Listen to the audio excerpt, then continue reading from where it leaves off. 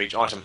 So, Tarnsman, let's just start talking about Rubik's Stardate 20x6. What were the high and low points you think about that? Where to start? Rubik's Stardate is kind of a map set that I have mixed feelings on. Mhm. I think it had a lot of potential. I don't think it lived up to that potential, particularly in the visual category of what it was attempting to do with the highlights of purple and what most of the time just ended up being the browning. But on the whole, I think that minus the slaughtery gameplay that I'm not a fan of, that mainly dominated the last couple of maps, I liked it. Yeah, for sure.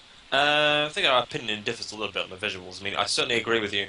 Um, Very strongly on the point to say that it wasn't realized perhaps as best as it could be. The selling point of it was that basically that it was purple. We lovingly called the Hell Knights Ribena Knights when we Yes. started it. Because they threw out Ribena bolts, which was quite painful. But, yeah, it was mostly a brown affair. You don't really mind the texture set, I recall you saying. I thought it was actually overly saturated and sort of pixelated and grainy and that sort of community chest 4 way that wasn't to my liking. But I also recognise that it's style that many prefer, so I can't really criticise it for that, just a personal preference. But certainly, yeah, I think it could have been more stylised visually. Could have popped more. And perhaps if that were the case, and aside from just looking generally better, I would have been tempted to liken it more to Sunder in that regard, because it did have that sort of that abstract approach to it. Um, None it, of it really felt like a place. it did, and I like that. There were some nice architectural designs, particularly on the Yes. final map with those big Hmm. towers. But also at the same time, I did not like at all that clash between the really grungy and Oh yeah. the grungy browns, and then you would have this clean techie silver, and it was and it just looked weird. I didn't like that at all, and I probably would have liked it more if there was some change up. Like everything was based around purple as the main theme, and then everything else was kind of secondary.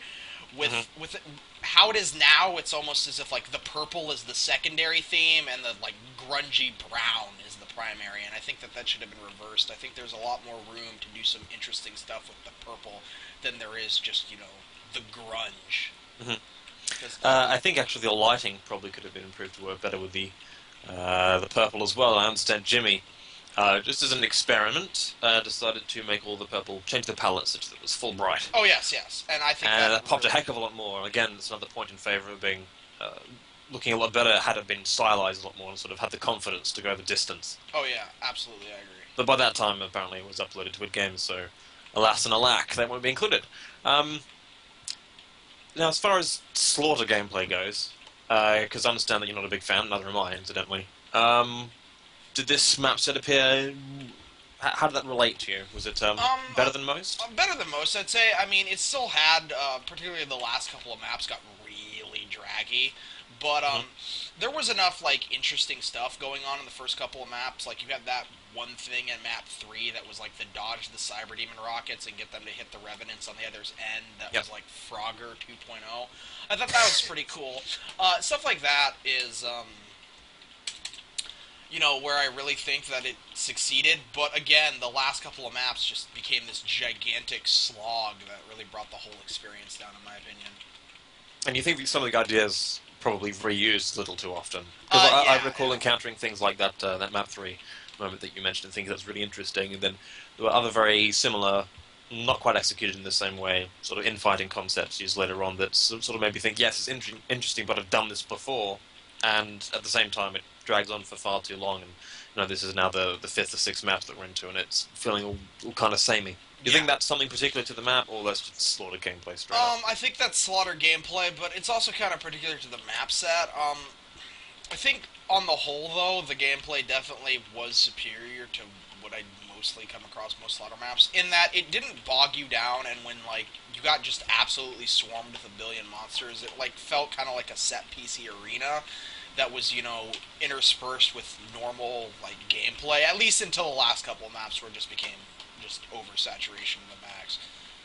Hmm. Um, but I would say that the gameplay on itself, did kind of get monotonous in how the scenarios were set up. Not just we're gonna do that Frogger thing again, but um, it kind of felt like you'd have a big monster in the middle, and then you'd have a bunch of monsters attacking you from the sides, and there were just like multiple rooms that were set up like in that exact same manner to where that's where I think it really got monotonous.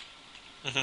We touched on briefly when we were talking about the visuals there, of how we feel that stylistically it wasn't as courageous or adventurous as it could be in executing that style. And I guess that sort of extends to the gameplay as well. There are certain moments, particularly in the Magnus, I think it's called, the last map, which I got horrendously lost in, by the way, and thankfully managed to delete that 20-minute meandering about the map pointlessly.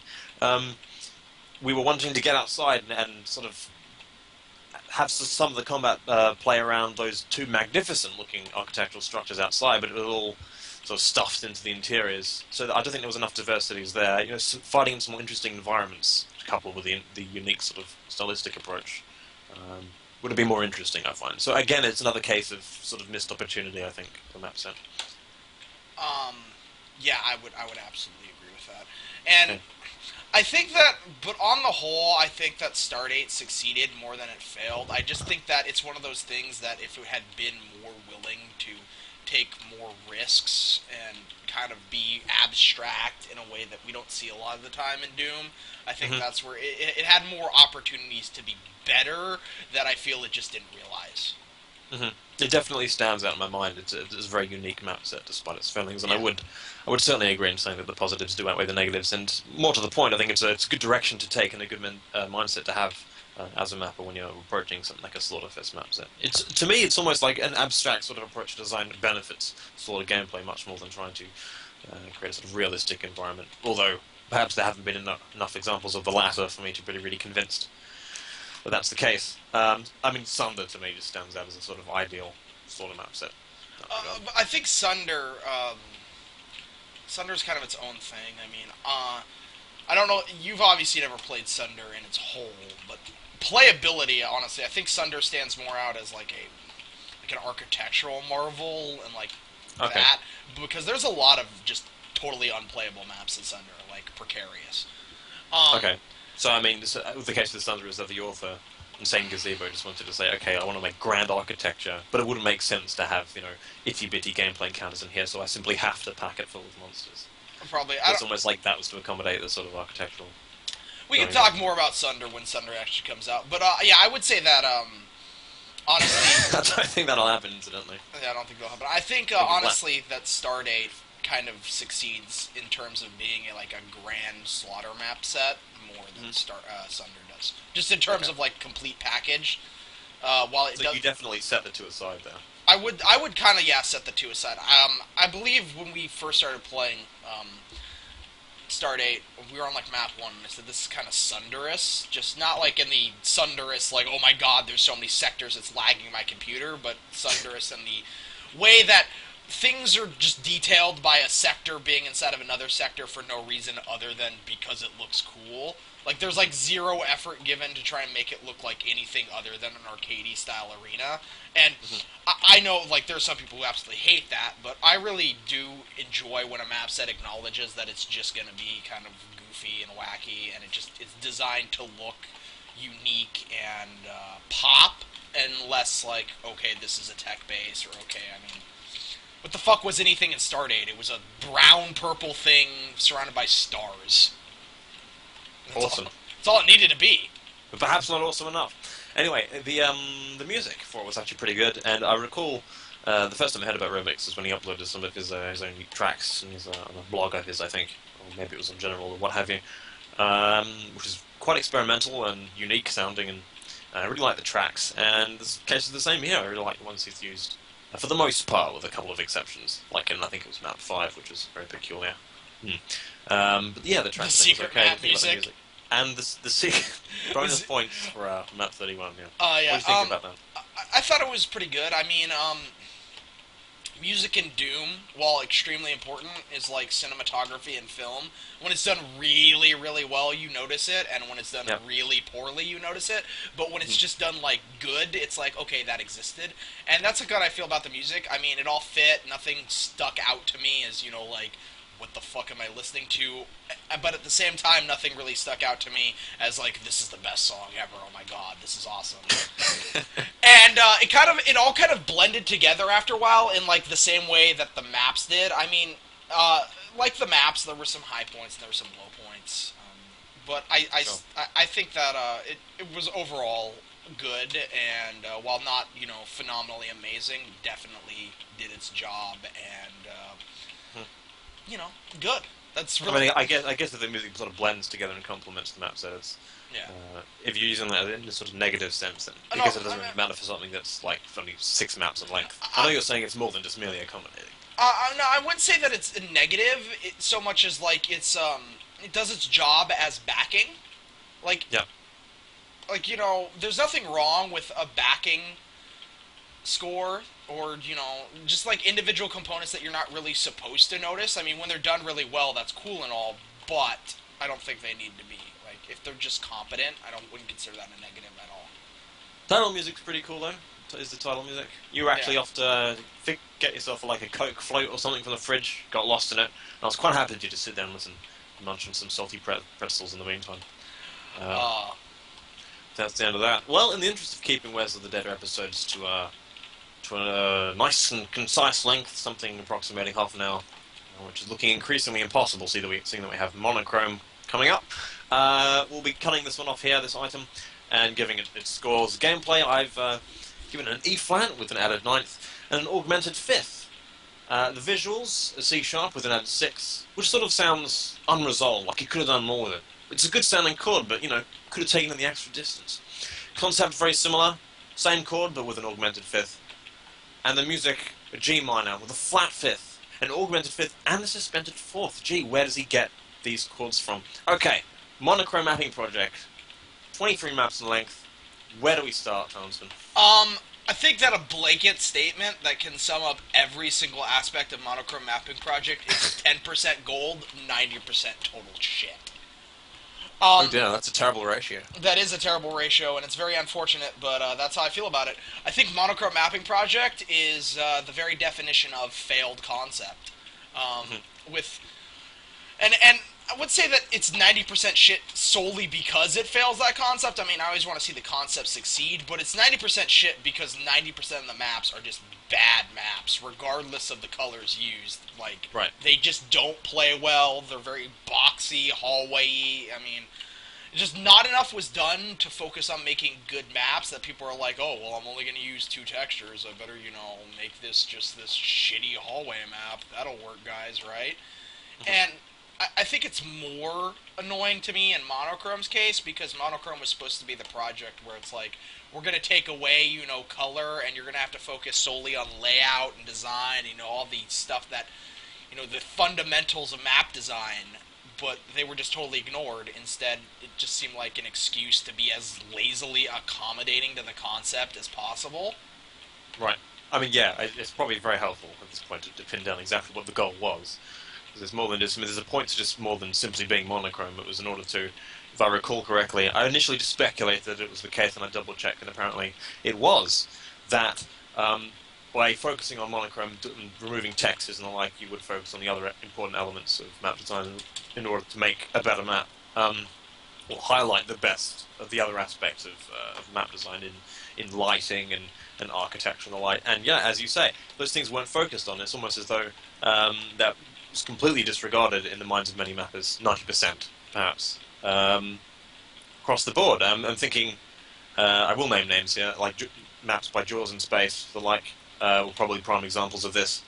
Some of the better ones I thought were by Membrane, although it would have been nicer, I think, if he could depart a little more often from the newspaper style quality, black and white, that was used across, I think, 4 of his maps, and then also from, I think, one of Frank Fragg's maps, and another by Schwerpunk. I think that's correct. They also use the same thing.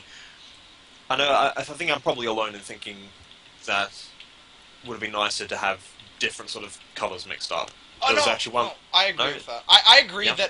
that as long as it's stuck to you're entitled to that color and black, I think that would have been fine. There was one part of map 18 where you drop into the Although I didn't actually get through it on the stream through because I got lost again. But you drop into the one bit Yeah, of and your then you have to selection, and it select your goes color, suddenly yeah. to stark black and blue, black and yellow. Yeah, and It's that's really fantastic. cool. I'm wondering why isn't there more of this? I know, strictly speaking, monochrome is about black and white, but technically speaking, you want to get really persnickety about it, then you can do anything you like. And I was waiting for the bumblebee farm or something. Or the candy cane. Or the candy. Damn, that's a good idea. Make it. It is. I'll make it.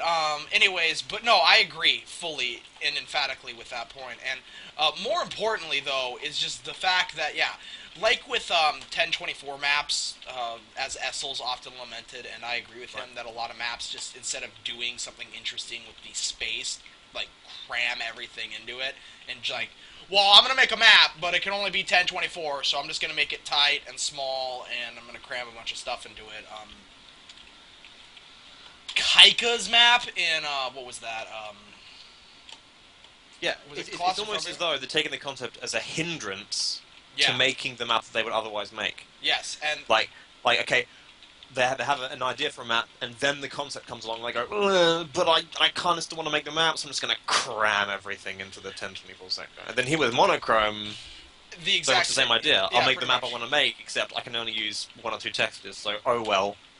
I'll I'll make that happen. And incidentally, I guess it's a sort of small point aside, but many of the maps weren't actually monochrome anyway, at least in Yeah. my opinion, because of the texture selection sort of being textureful and having multiple sort of shades inside of one or the other, so you actually ended up with something that was not monochrome, but bichrome, is that a word? No, well, yeah, and no, yeah. Bichrome? Jaws and space maps were especially guilty of this. They were very Support center. Yeah, Caramelized cake all over the wall. Sports Center, which, funny enough, is actually just a ripped-off Tom Hall Alpha map that wasn't ever included. Oh yeah, that's a good point.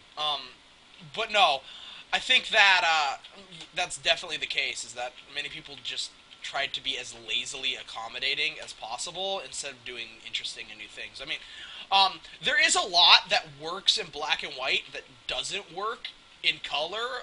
For example, the best maps in the set, like Map 5. Map 1 would have been Yep. totally different if it was not monochrome. That was definitely something that used the style well, I thought. Map 5 is a prime example. The Doom furniture in Map 5 worked precisely because it was untextured, because you could Right. work purely with the shape. So that's an example of a map that were textured would have been a worse map, and so Yeah. the project all succeeds. Okay. The project succeeds there. I mean, I'm sure that if you had changed up some of the detailing in that map and textured it, it would have been just as fun to play. But there were certain things that worked really well because the map was monochrome. And that map focused on good layout, good shapes, good design, good lighting, and all the things that, make a good map to where it was a map that was a good map first and foremost, and then it used the concept to enhance it beyond there. Sure. Um, And of course, the map 18, Map- Death Eggs map, I think map 21, 22. Yeah, map 18 and map 21. Map 21, especially that whole comic stylized thing that it had going on for it, was a prime example of a map that worked specifically because it was monochrome. Again, I mean, yeah, Action Doom works, but I think just because it was monochrome, it worked so much more. And again, it's a map that it was playable before the style came in. And that's the key part that a lot of maps I feel didn't nail down, is making sure the map fundamentals were good before you got to the making it interesting in the lack of color sense. And just to come back, I guess, because I was going to move on to the positives of the maps that after mentioning this particular point, extrapolating a little more on how the maps failed with regards to the project goal, and sort of them being a hindrance, not really focusing on other aspects of design. There were a lot of instances where he came across a door that would have the word door printed beneath it, or button, yeah, or switch, and a couple of times it was whimsical and kind of funny, like this button opens a door elsewhere. What was that thing in Map 5? It said Oh yeah, opens elsewhere and then elsewhere. the corresponding button was elsewhere. Yeah. Well, Which I like that. I thought that was cute. well, that was cute. Yeah, but again, I mean, if you wanted to do the concept right, I imagine you have to use architecture and lighting to show that it was a door without writing the words door underneath it, because Well, see, that's just a lot copying of the it. maps that had that kind of shit in them. Like, they'd say door, and then they wouldn't repeat it for every door, but, like, they didn't even need to say it the first time, because, like, the architecture already highlighted what it was, to the point where, like, if you just saw that with nothing underneath it, you'd intrinsically go up to it and press it, because you're just like, that kind of looks like something I can press on. It's like, there's a lot of secrets where, like, it's just like a random wall, and you press on it and find the secret, and you're like, well, how the fuck do I know to press that? Because it's like, I don't know, playing Doom, you're kind of hardwired to do certain things when presented with certain, like, visual cues, and I think that negates the need to write switch, door, button, elevator, shit like that. Now, it's my understanding that, I mean, because when we did the stream through, I didn't have GL Deaths on, and so there was a map 2, for example, was called Temple of Light, and it was strange to me that there was basically no lighting variation at all in the entire map. Then, of course, yeah, GL Deaths was where that was provided from, and I understand that you went back and played that. Was that map improved as a No, result? not at all, because it was still... I was setting you up for that. Yeah, no. Again, the fundamentals of the map had failed before we even got to the lack of lighting and shit like that. I mean, it visually was not an interesting map. It was, Do you think dynamic lighting is an interesting concept to work with for the project, or? No, not really, because I think the monochrome works best in simplicity and working purely mostly based on, like, structural detailing more so than anything else, and so I think that, dynamic lighting, while it could be cool, is kind of like not really where you're going to get the most bang for your buck. Let's talk a little bit more about, I think we touched on it earlier, the different ways in which the maps were successful. Because we talk about Membrane's map, and you could easily set that aside from something like Death Egg's sort of... Oh yeah, well, yeah. Maps like Map 1 and Death Egg's map, I think, succeeded more in a stylized approach. They were very stylistic and cool and sleek, and that's where I think they really succeeded. Whereas I think Membrane's maps and, like, Map 5 succeeded more on, like, the core aspects of gameplay, layout, and structure, and all that. And, like, I think that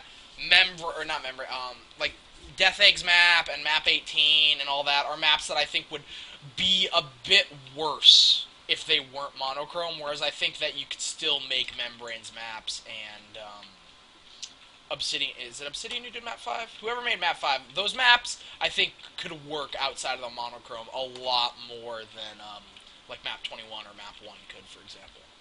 Right, yeah, I think Membrane's maps and Map 5... and even a couple of, like, I mean, Frank Frag, I think, his last mission. The one that wasn't the arena, which said, die. Frank Frag made maps for that? I think it was Frank Frag, unless I'm thinking of... I don't think it was. Something was. No? I know Jaws in Space's last map, the one that was all black wall, that was pretty cool. Who was it who did 3 maps in the project? He had all the pressure pedestals in it. And there's, like, a map 4, I think, and then he also did the arena number. No, I don't. That guy never did any good maps because he did the arena, he did that. Well, no, but his last submission was one that was very similar in this style. Oh yeah. And the way of design to Fractal XX and Membranes. Fractal XX. Okay, my apologies. Yeah. So replace all the utterances with Frank Frag with Fractal XX. Get my F's mixed up. Anyways, the approach to those levels were strictly in accordance with the project goal in order to highlight other areas of design where I feel that. Map 1 and Map 18 and Death Egg's map were stylized map ideas that could have only worked. Yeah, in monochrome. And then on the exact opposite of that, there is an exact opposite of that we haven't touched on, and that's GG Mork's map, which was emphatically a GG Mork map, regardless of the colors used, and worked entirely because it was just wacky and goofy, and honestly, like, it's one of those things that it had nothing to do with the project, and it was just black and white because the project was monochrome. That was just a GGG Mork map, which, having played it, we discovered that apparently his maps play a lot better in monochrome, just because of the way they shape and are moved. Yeah, but at the same time, it's a map that I think it could work as anything, just because it works by being so weird and bizarre. And it's, if it was all fire blue, I wouldn't bat an eye. Fire blue's awesome. It's true. Now, it's my understanding but I could be mistaken in saying that there was some music omitted. Oh yes, absolutely. Like I mean, was it actually intended to be no music I in don't many know. of the maps, or was my sound No, screwing up? it's been screwed up for a bunch of people. There is just flat out no music in a lot of maps. Okay, so that wasn't intended. No. Alright, okay, that's fine. Well, we can't judge on that front then, which is a shame because I did choose a chord in review that would reflect that Oh perfectly. no But no I'll no leave it no in. no no no no! I mean, as in the music was just omitted. Like the people who made the maps probably intended for stock music to be used for them, but in lieu of that, the music was just omitted. Oh well, we can still review the final product as it happened. Yeah, which is So we can say that there was no music, but anyway, yeah. we're done with that. Okay, so here come the chords for the end of Monochrome. Gameplay, I'm going to go for a C with diminished ninth and augmented fifth and a major seventh, which is pretty. Yeah. Visuals at C and B, both octaves. So that's quite dissonant, but opposite ends of the piano. Work with it, Jimmy. I know you can do it. Concept-wise, just the whole keyboard. Just press the whole keyboard. Just sit on it. That's the concept. Monochrome. How execution of concept and music. Well, it's an F with a suspended fourth, which sounds kind of unresolved. Thankfully. And a bonus chord we'll just throw in a C minor arpeggio for Jimmy to work with. That's the end of Where's the Deer episode 4 with Tarnsman and Alfonso. It's been very concise this week. I feel we got to the point quicker.